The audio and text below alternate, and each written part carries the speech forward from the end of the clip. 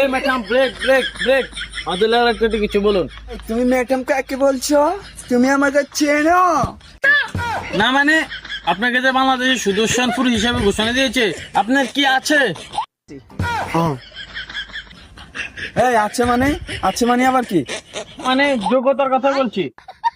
আছে, আমি একটু দূর দুদুল মানে? সাক্ষী দুর্বল ভাইয়া, আমার যে সুদর্শন পুরুষ হিসেবে ঘোষণা করছে না, এটা অনেকে নিতে পারে। মিয়া, যোগ্যতা সেকেন্ড কি লাই নাই নাকি?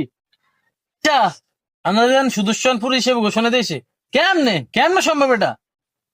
আচ্ছা, আমার চেহারা যে মনে হোক না কেন, আমার পোশাকটা দেখছেন পুরাই একদম।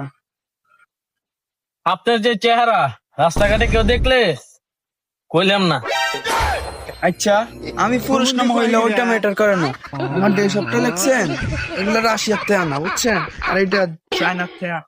প্রিয় দর্শক, আপনারা দেখছেন আমি টিভি থেকে সুদর্শন পুলিশের একটা ইন্টারভিউ নিয়েছি।